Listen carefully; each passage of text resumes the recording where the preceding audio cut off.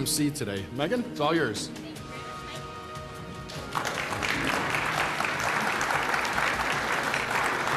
Wow, I really had to put that microphone down farther than I thought I would have to. Good afternoon, everyone. Thank you all for coming. It's my pleasure to introduce our mayor and speaker today, Mr. Bob Odenkirk. Mr. Odenkirk is a graduate of the University of Illinois and the John Marshall Law School. Prior to becoming an attorney, Bob worked as a Joliet police officer for 10 years, where he worked as both a patrolman and in a plainclothes capacity.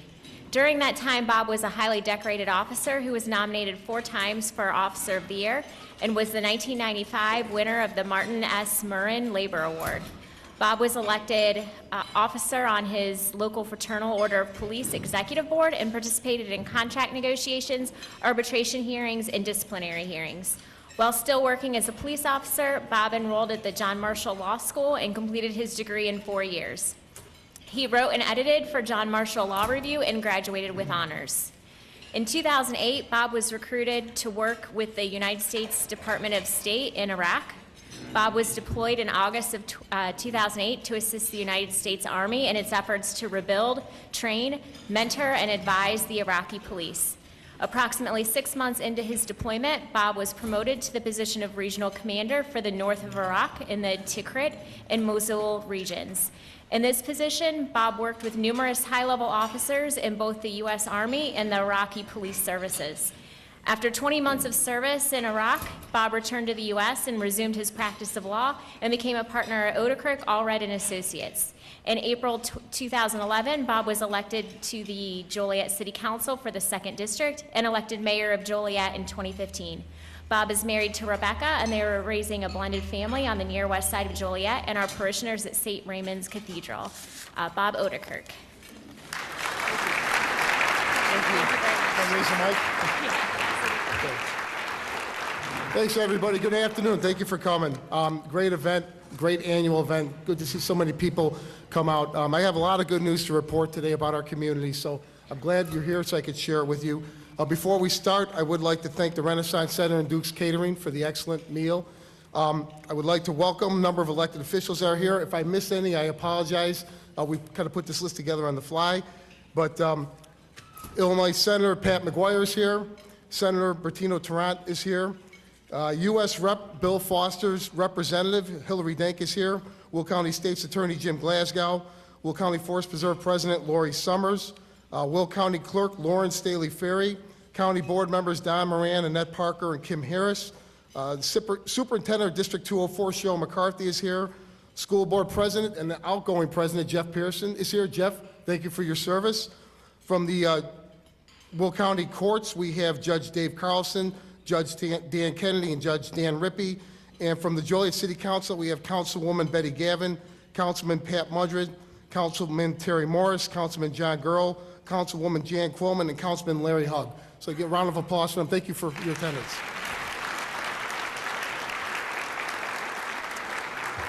Would also like to recognize the members of city staff that are here, and specifically the members that helped me with the speech, our city clerk, Krista Desiderio, Dave Brainerd, the IT guru at City Hall, and Steve Jones, our economic development director. Thank you for your work.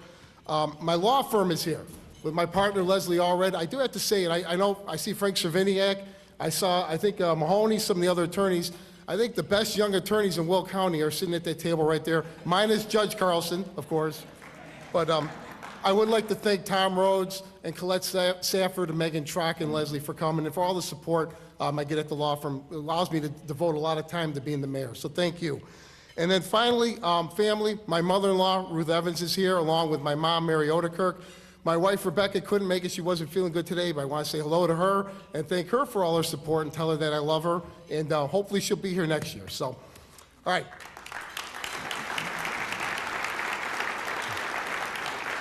All right, there's a lot of material here. There really is about 4 or 5 different speeches that I could give. I'm cramming it all into one speech. And there's certainly areas that could be delved in a lot further than I'm going to do today, but I really want to hit a lot of the high points of what's happening with Joliet.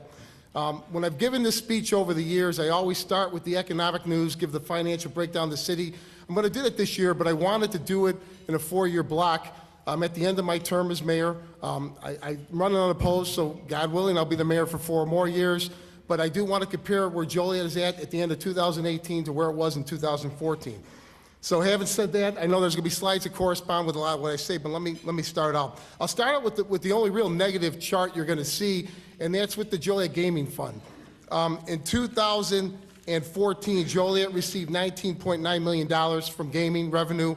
In 2018, $17.8 million. It's down slightly. It's down significantly from where it was back in 2007, the high water mark when the city of Joliet used to receive $36 million a year in gaming revenue. But moving forward from there, our sales tax, you can see steady growth over the 4-year period. 2014, Joliet collected $44.8 million in sales tax. 2018, the city collected $50.5 million. Our general fund revenue, in 2014, the city collected $167 million in revenue. In 2018, that's up to $181 million. The general fund balance, that's a reserve for the city, basically the city savings account. 2014, it was $52.5 million. 2018, it's estimated, we don't have the final numbers, it's estimated to be $51.9. And that's important. I want to stop on that number because I'm going to come back to that. There's a number of capital expenditures that the city council has made over the last couple of years, and it's going to be reflected the fact that we're doing this without dipping into reserves. I think it's important to note that. Building permits for the 4 years, the city of Joliet has issued 24,447 building permits, generating revenue of $8.4 million. Real estate transfer tax fees, over the last 4 years, the city of Joliet has collected $9.4 million in transfer fees from the sale of property. Water and sewer connection fees for the last 4 years, the city of Joliet has collected $6 million. The estimated assessed valuation of property in Joliet has gone up. If you can see the chart, there was a period where year after year, Joliet property was losing value. That changed in 2015. 2015 property values on average in Joliet were raised 2.75%. The next year, 5.53%. The next year, 6.71%, and this past year, 6.07%. So collectively, if you own property in the city of Joliet, that means your property value has raised approximately 21% over the last 4 years. It's an outstanding number. It's a credit to the hard work that the city council and our city staff has done, and it's certainly a trend that we want to see moving forward. So the total added property valuation, the amount of construction that has gone on in Joliet the last 4 years, the property is valued at a whopping $1.4 billion in new construction in Joliet. Again, it's an outstanding number. It's a great statement, and it really reflects highly on the council and on city staff for all the hard work they've done over the last 4 years. 4 years ago when I was elected, there were a number of changes that we put forth. A lot were public, others were internal at City Hall. One of the changes that we implemented was addressing the legal department. And essentially, we outsourced the legal work that was being done in the city of Joliet. It was a little controversial at the time. There was some dissension on the council, but we saw it through. I want to give a 4-year rundown of the numbers because I think it shows that we made the right choice in the city of Joliet. In 2014, we spent $2.8 million to run the legal department. In 2018, we spent $2.7 million. The numbers are essentially the same 4 years later. I think that the real difference is what we're seeing the city paying out in legal claims. In 2014, the city paid $2.1 million out in legal claims. 2017, we paid $117,000 out. It's a 20th of what we had paid out 3 years before. We wondered internally if that number was an anomaly, so we tracked it again this year. We paid $285,000 out, still a tenth of what we had spent in 2014. So again, I credit the council. Marty Shanahan, you were the corporation counsel at the time that saw this through. It was the right change. It was good for the taxpayers of Joliet. It's saving us a lot of money. Furthermore, there's more changes that are coming. They're being implemented right now by Chris Regis, corporation counsel. We're beginning to do local prosecutions at the city level. This is something that's done in many cities throughout the state. It wasn't being done in Joliet. We are implementing. I'll be happy to tell you next year of the new revenue that we're going to see from that program. Another new program that was implemented in the last 4 years has to do with truck enforcement. I'm going to talk about trucks a little bit later in the speech, but clearly we know there's an issue in our town and in the region with trucks in the area of Joliet. I think people would be shocked to learn that prior to 2016, the city did not issue overweight permits. So trucks with the largest inland port in all of North America sitting in our south border, we had trucks riding overweight through Joliet and we're not paying their fare to do so, tearing up local roads. That changed again with Marty Shanahan as the Corporation Counsel, and I know the council, I know Councilwoman Quillman, you were very vocal about this. In the last 3 years, the City of Joliet has collected $916,000 selling overweight permits. We also ramped up the overweight truck enforcement. Again, that was not really present in Joliet prior to 2016, 2017. I have some numbers there. 2014, there were 16 overweight tickets written by our police department. In 2015, 10. In 2016, 22 tickets. And the high water mark was $92,000 collected. In spring of 2017, we had a meeting with the chief of police at the time was Brian Benton and his command staff. We told him, we're not doing a good job. We need to ramp this up. What do you need to get this program up and rolling? Chief Benton asked for 4 officers to be transferred directly to the traffic division to begin working on overweight trucks. We did that. We made the commitment to hire those 4 back, and we've done that, so we didn't short the patrol division, but I think the numbers speak for themselves. Since that was done in 2017, 271 overweight truck tickets issued, $1,066,000 of revenue to the City of Joliet. Last year in 2018, 492 overweight truck tickets issued, $1.4 million of revenue to the city. When Chief Al Rochner took over in November, we had another meeting, and Chief Al asked for 2 extra officers. We've made that commitment. There are now 6 officers in the traffic division dealing specifically with overweight trucks or trucks driving illegally on Joliet roads. Again, we made the commitment. We will hire those officers back.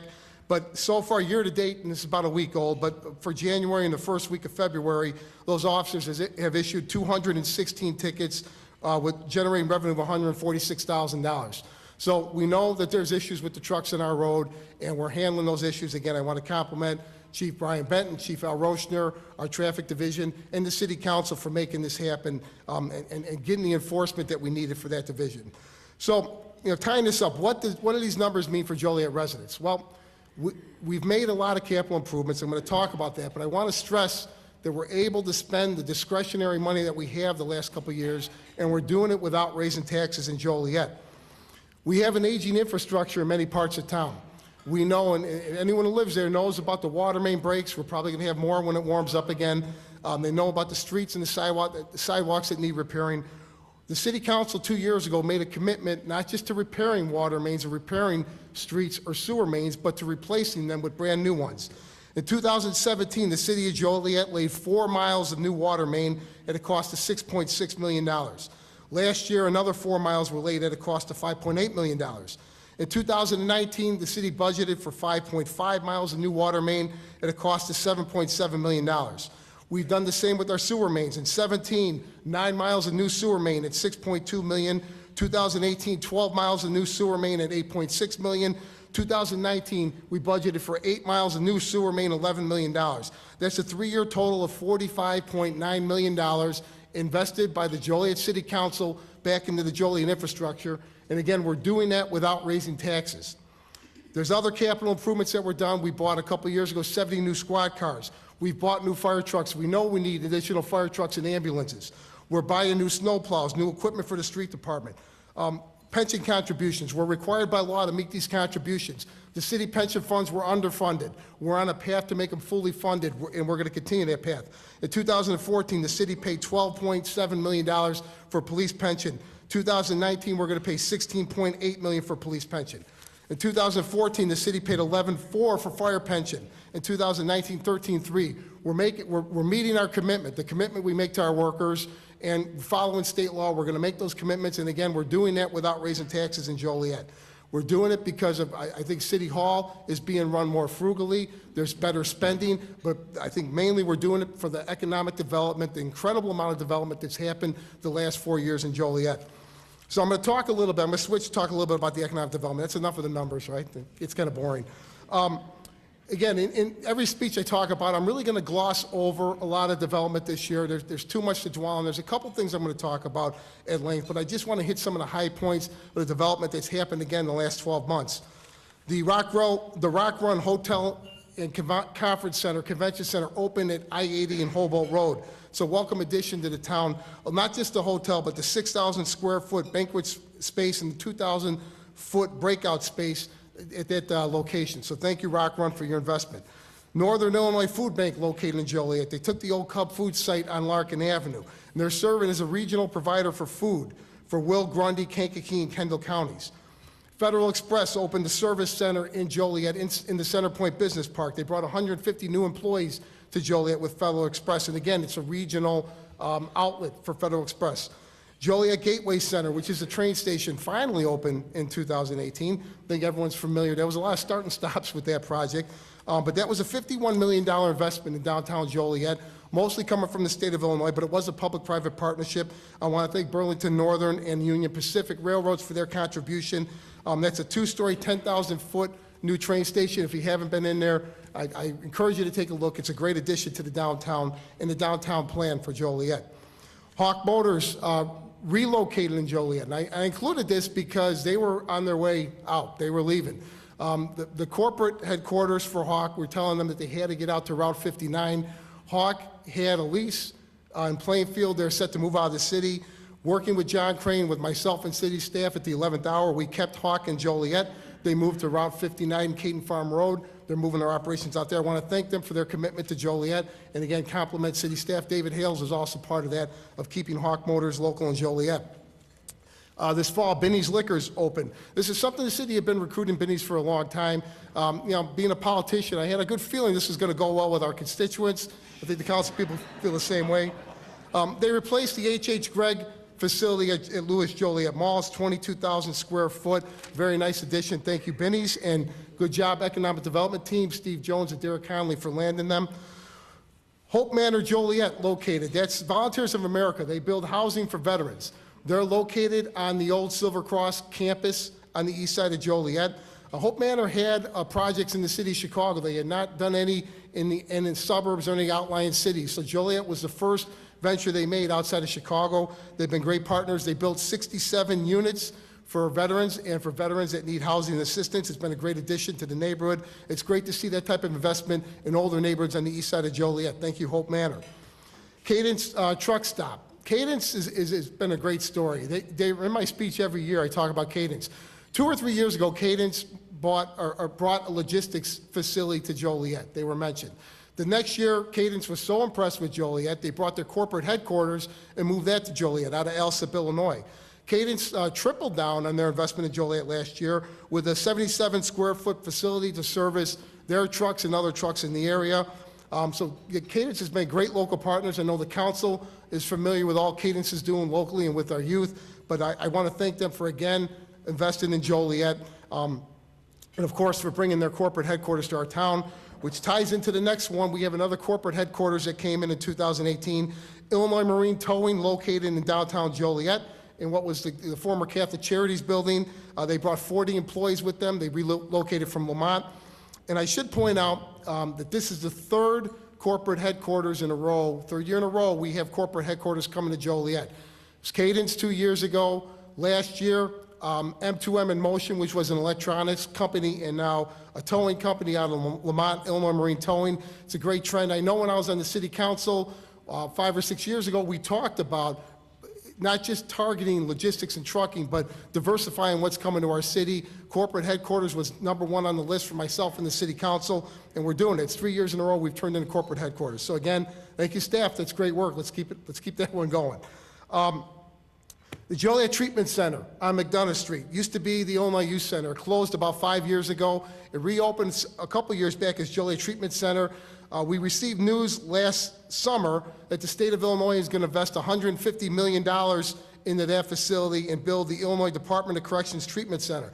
I do have to say, I know Senator McGuire is here. Senator McGuire was at the forefront of making that happen. So I do want to thank him for his efforts on getting that property, that abandoned property, back online. Along with the investment and the construction jobs, it's going to employ 445 people at that center. So thank you, State of Illinois. Thank you, Senator McGuire, for your efforts there. Love's Truck Stop was approved in the fall. It was a controversial approval. I stood behind it. I'm not going to talk a lot about it, but just want to hit the high points and why I think Love's is important, why I included in this speech. One of the things I heard on the city council, I've been on the council for 8 years, is a constant refrain from East Side residents how they feel the east side of Joliet has been left behind. The new development went west. new businesses, all the money went west, and what about the older neighborhoods on the east side? In Loves, we had a company that's coming in, it's going to make a $13 million investment of private money in an east side neighborhood. They are bringing with them 75 new jobs for the community.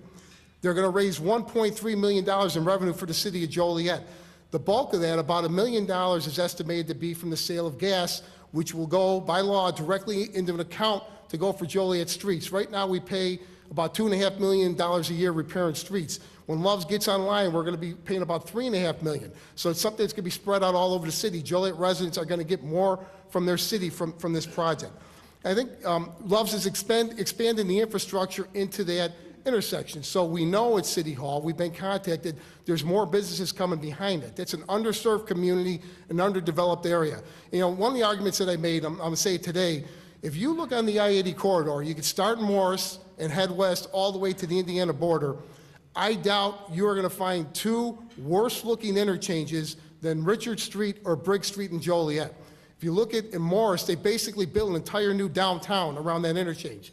Minooka, on the west side of Joliet, New Lenox, Orland Park, Tinley Park, thriving areas around their intersection. So the question that we asked is, why can't that be Joliet? Why can't that be on Brick Street? The property's there, it's underdeveloped, and it's coming in. So again, I know that was controversial in some elements. I think it's great for the city of Joliet. And I do compliment again city staff and the city council for getting that done. Number of miscellaneous things I want to talk about very briefly. Awards that were given in the last year are great. Joliet Public Library won the ALA Excellence in Library Programming Award.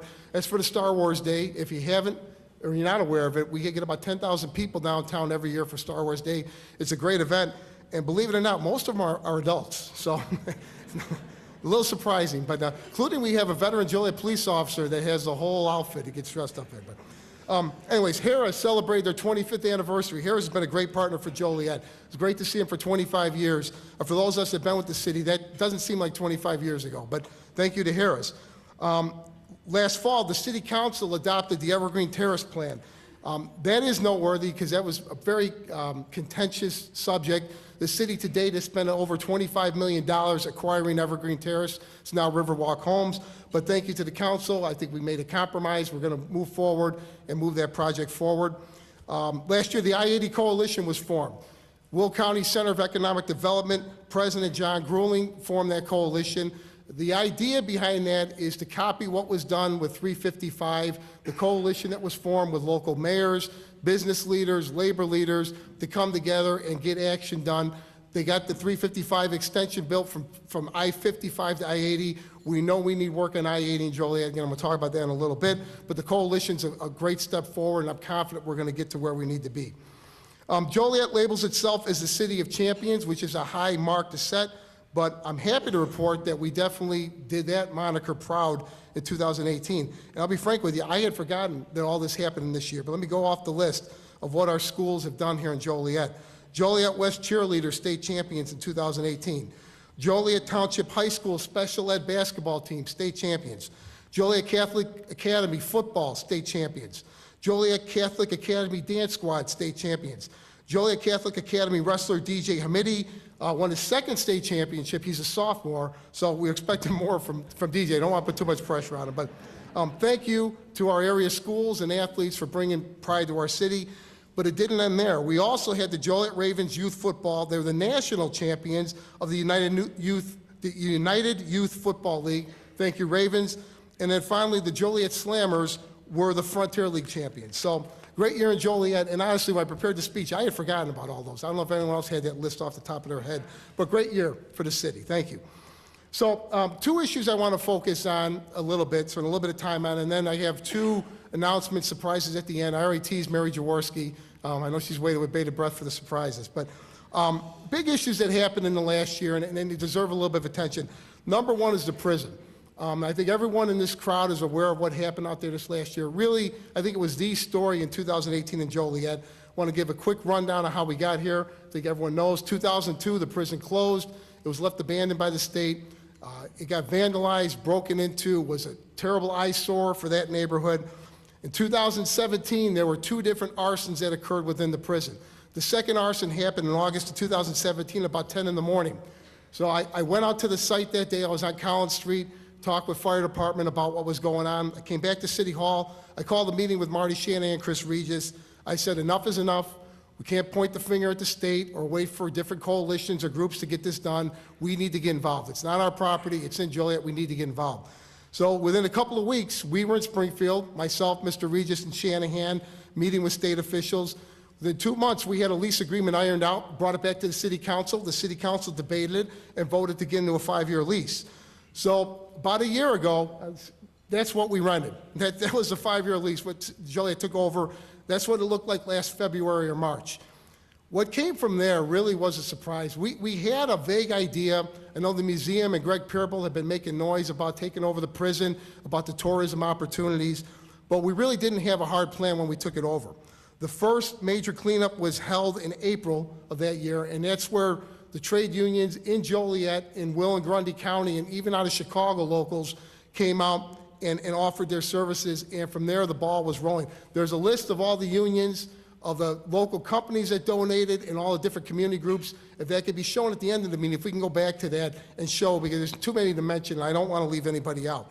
But from that first cleanup in April, every single day there were people inside that prison volunteering their time working on the cleanup. Every weekend, city staff and volunteers, not just people necessarily from Joliet, people who had a passion for seeing the prison get back in line, were in there. And what we did see once we started spending significant time at the prison, it started with the policemen that were assigned there to make sure there were no more break-ins. It started reporting back about groups of people coming literally from all over the world to see that prison. Police officers would report at 10 o'clock on a Tuesday morning, a bus was pulling up with people from China that were there to look at the prison.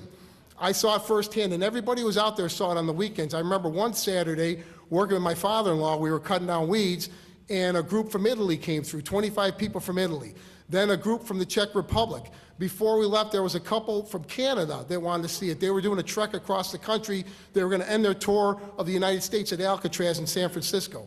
So it became apparent to all of us involved the opportunity that did exist out there. And I do want to compliment, I'm going to mention 2 people by name, and there's many that deserve credit, but Greg Pearbolt from the museum and Quinn Adamowski, you guys led it on the private side. Thank you for your efforts out there. So where are we going from here? We know about the big event. It happened in August of last year, the Joliet break-in. Over 3,000 people were there. There were absolutely no problems. We showed that we can handle a crowd there. We can handle an event, parking, security. It went off without a hitch. It was a great event. You're going to see more of that in 2019 and moving forward. We want more events out there. We want to use that more as a focal point. We know people can gather there and enjoy themselves. We want to continue to do that. We also have plans working with the Joliet Park District, Tom, and the Will County Forest Preserve about developing the 140 acres on the east side of Collins Street and making that available for recreational opportunities. That's sitting undeveloped right now. On the women's prison on the east side of Collins Street, we currently are negotiating with a national chain entertainment company. I know there's been some start and stops there too. We want to get it right what we're going to do there. And ultimately, I think the 5-year lease is going to be an issue. If we're going to expect a private entity to come in and invest dollars in that site, they're going to need to know that it's not going to revert back to the state 2 or 3 years from now. But we're going to address it in the city council level. But again, the prison was a great story, and you're going to see more activity out there moving forward. The other issue from 2018 I want to focus for a minute on is the Joliet water, the position we're in with our water supply. I think the awareness has really been raised over the last 12 months about where we're at with our water, and to put it bluntly, we're running out of water. We're sitting on an aquifer that's running dry. This isn't a Joliet issue, it's a regional issue. The city's known about it since the 1960s, but the city did not take active, definitive steps forward. So I'll give you a quick rundown. Right now, the city has 21 deep groundwater wells that we're pulling water out of, and 5 shallow groundwater wells. The city of Joliet has been on the aquifer. It's the Ironton-Galesville aquifer since 1907. The city has been monitoring depletion from that aquifer since the 1960s. Currently, and I think this number blows me away, but currently the city of Joliet is drawing 19 million gallons of water a day from that aquifer. Every day, 19 million gallons. The projections are in 20 or 30 years, the city is going to draw up to 25 million gallons of water a day. So we need to replace this, and it has to be a significant amount of water. So I was on the council for 4 years. I don't ever recall this being discussed at the council level. I was mayor for the first couple of years. We still weren't discussing this issue. Mayor Tom Weisner, former Mayor Weisner from Aurora, called me one day. He was putting on a forum in Aurora. He asked me if I would come and attend. And I'm glad I did because it really opened my eyes. We came back to City Hall and said we need to start working on this. Aurora began 30 years ago, changing over their water supply. Currently, they get about half of their water from the Fox River, the other half drawn from this aquifer. So I came back. We found on the books there was an environmental committee it was part of the city ordinances. It had not been filled, been unfilled for a long time. We put it out. The city council approved those committee positions. We got the committee up and rolling, and we tasked them with working with city staff about finding a new source of water. So I do want to thank Allison Swisher and Nick Gornick from the city who have really taken the lead, working with this committee and really bringing the city to where we are now, which is in a good position. The environmental committee recommended hiring the firm of Crawford, Murphy, and Tilley. That was done by the city council and engineering firm.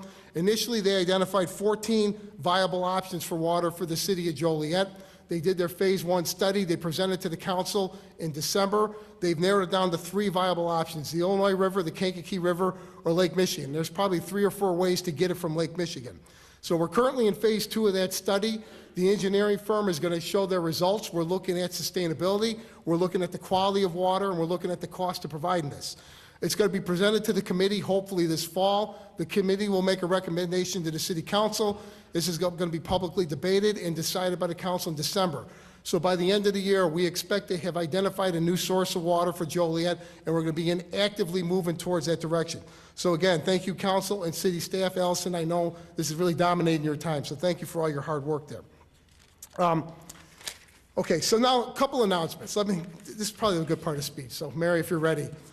In previous years, we've talked about the Cullinan project at Rock Run Crossings and I-80 and I-55. City Council's been privy to what's happening on that site, but we've been, because of different agreements, there's very little we could say about it. I know the council's all been excited, wanting to get out to the public and urging the Cullinan people, can you please get this out there? You're local, we know the enthusiasm will be there.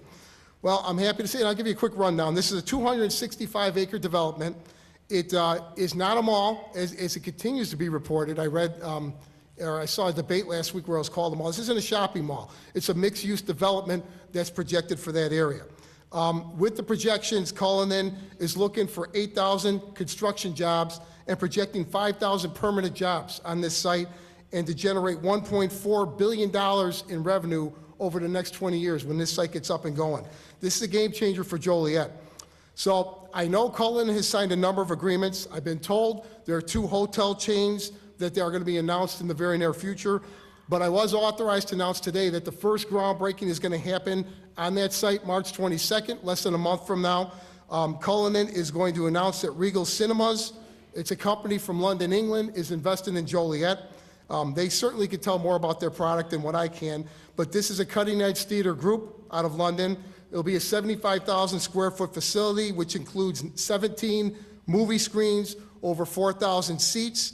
It will have the 4DX and ScreenX theater experience. I don't know if there's any millennials here. They're probably the only ones who know what that means, but apparently the screens are going to surround you. It's a whole new movie experience that's coming. They have a VIP lounge, dining and luxury seats. This is a high-end project coming to the city of Joliet. And I'll be frank with you, these are the types of things, to have a foreign company come in, this is what you see in downtown or in Oak Brook or Naperville. Well, it's coming to Joliet. So I really want to credit again our city staff for working with Cullinan. I want to thank Cullinan for their investment. Be happy to be out there March 22nd, rain or shine. We're going to be out there breaking ground. And I do want to point out a quick aside. That property, that had been slated by the council in years past to be Mall of America or Legoland or Bridgetown Mall. There are different ideas for that property that unfortunately fell through with the recession in 2008. There was a viable offer on that property from a logistics company from Texas to build warehousing and logistics on that property. And the Joliet City Council said no. We held out. We believed there was a better use for that property. And I'm glad it's finally come to fruition. But I'm pointing it out because, you know, especially in recent months or the last year or so, with all the talk about trucks and the issues with truck traffic going on, I think it's underreported what the city has and hasn't done. And the fact that we said no to logistics on that site when our neighbors to the west, Shorewood, have built a string of warehouses, Shanahan's built warehouses, built truck stops, that isn't being reported by the local media. So I do challenge the media members that are here today to start telling the whole story and give the city credit that we aren't taking trucks everywhere, and we certainly held out in this instance, and I'm glad we did. So again,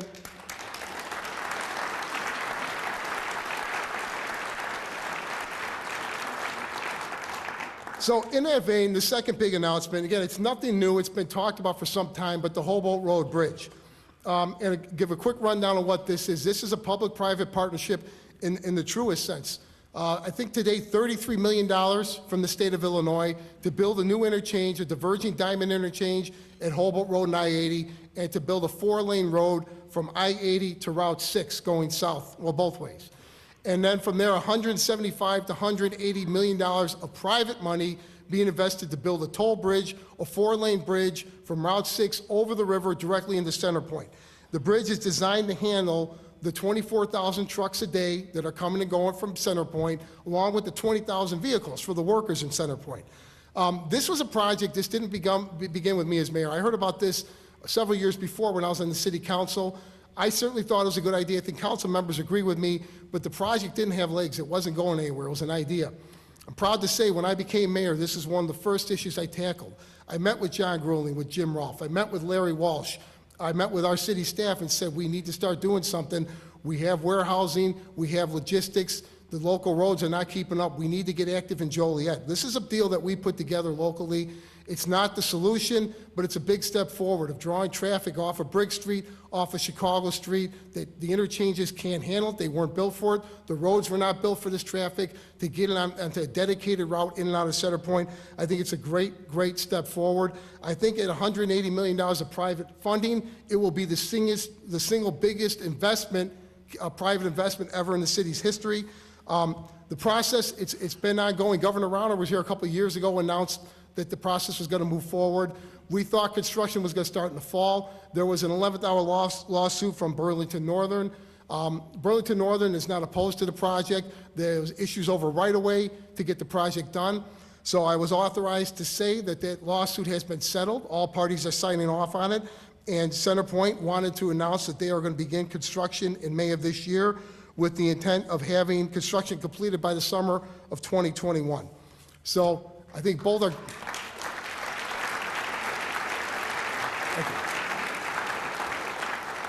So again, recently there's been issues with the I-80 bridge, and we know about the issues on I-80. I think it's important to point out that the city of Joliet we're not bystanders, and we're not complaining or whining about what's happening. We're taking the lead, we're taking the initiative. I think it's also important to point out with all the development that's happened, a lot of it in Joliet, a lot of it in surrounding communities, the truck issue is not a Joliet issue, it's a regional issue. And the solution moving forward has to be a regional solution. So again, thank you City Council and City staff for all the hard work. Thank you everyone for coming out. I hope that I delivered this in a timely manner. I said 45 minutes, but if there's any questions, I'd be happy to take them on any things I talked about. Wow, what an easy group. Tomorrow I'm going to speak at the junior college. They pepper me with questions every year, but yes.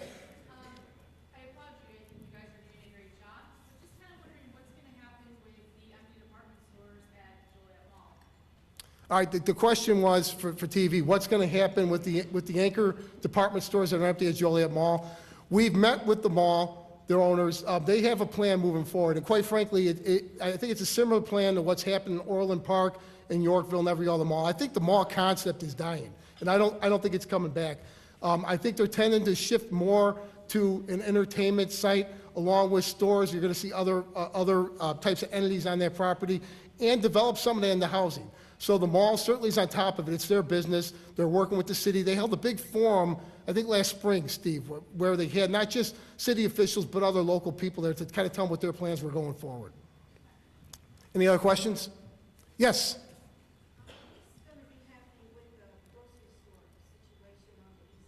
Well, good news. The question was about the grocery store on the east side. The certified foods, which certified went out of business 2 or 3 years ago. We had 2 different grocers at the table. We thought both were going to make the investment. Unfortunately, both pulled out at the end.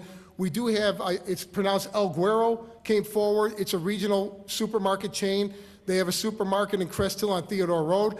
They've made the investment. They are going to come into Joliet. They're not just going to redevelop the old Certified. They're going to redevelop that entire area on Jackson Street, including the parking lot, which is beat up, and the other stores. So it's going to be a nice facelift for the community, nice addition, another grocery store on the east side of Joliet.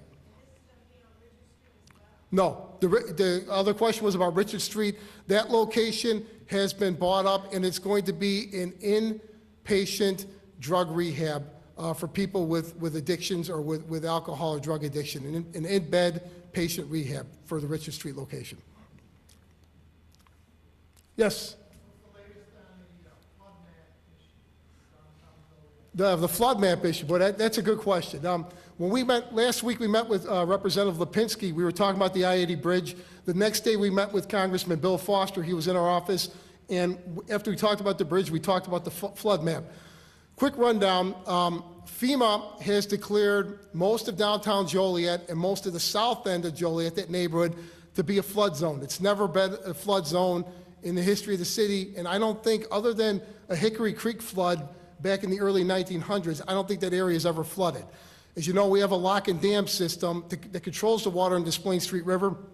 Against the city's wishes, FEMA has redesignated that area, essentially saying if there's a 100-year rain and you have a flood situation and the locks fail, Joliet, you can't guarantee that the downtown won't flood.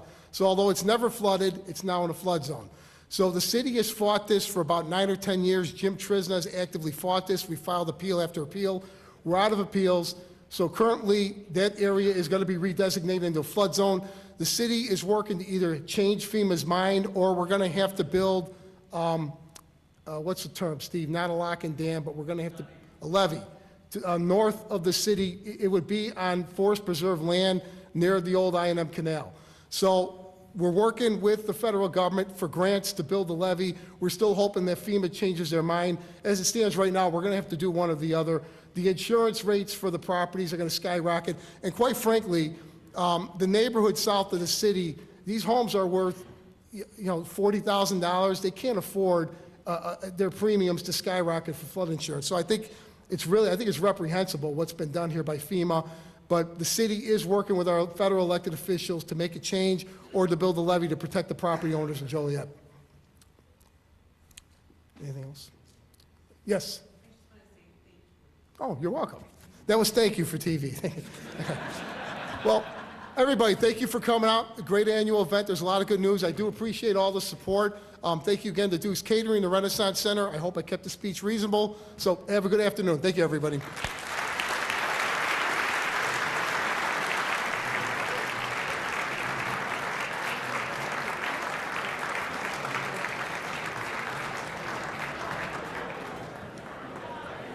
If I could have your attention just for another moment, please, before everybody takes off. I just want to announce the upcoming events for the Chamber of Commerce. This Thursday, the 28th, is our business after hours. It will be at Elder Brewing from 5 to 7. March 1st is a ribbon cutting at Immediate Cure Quick Care at noon. Tuesday, March 5th, there's an event called Shamrocked. It will be held at the Holiday Inn Rock Run Conference Center. And March 21st, there's a luncheon at Jacob Henry Mansion. If you need more information, please go to jolietchamber.com. Thank you very much for coming.